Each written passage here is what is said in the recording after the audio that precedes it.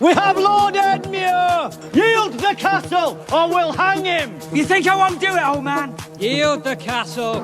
I cut his throat!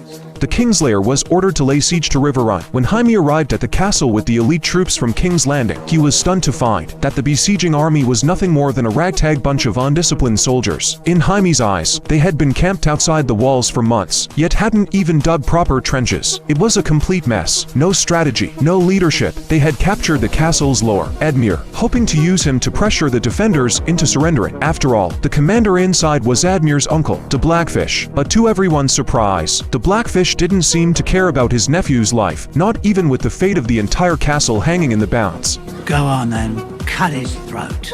With that plan failing, Jaime took over and began organizing proper siege lines, preparing for a direct assault. Still, hoping to avoid unnecessary bloodshed, he tried a different approach negotiation. He attempted to persuade the Blackfish to surrender peacefully. What Jaime didn't realize was that Riverrun wasn't just any castle to the Blackfish. It was home, and he would rather die defending it than see it fall into enemy hands. So when the two finally met face to face, the Blackfish rejected Jaime's offer without hesitation. In the name of King Tommen, I order you to surrender. Or you'll kill Edmure. My nephew's marked for death no matter what. Hang him and be done with it. You clearly have no intention of saving your men's lives. Why did you come treat with me? And I wanted to see you in person, get the measure of you. I'm disappointed.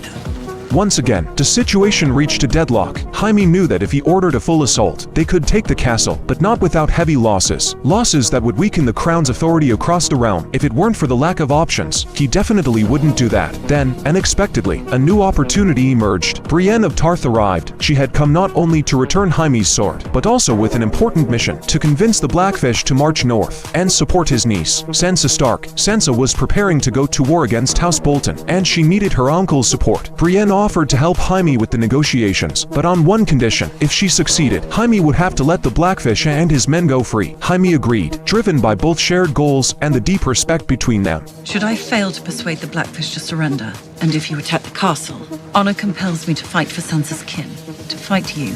Let's hope it doesn't come to that. Brienne managed to meet with the Blackfish, but she quickly realized he was a stubborn old warrior, completely unwilling to abandon his home. Even when she presented Sansa's handwritten letter, he remained unmoved. Her efforts, sincere as they were, ultimately failed. Did that mean war was inevitable? Not quite. Outside the walls, Jaime turned to Edmure, the rightful lord of Riverrun. All it would take was a single command from him, and the garrison would lay down their arms. Appealing to Edmure's love for his family, and offering his personal guarantee of safety, Jaime persuaded him to cooperate. In the end, Edmure returned to the castle, and his very first order was for the men to surrender.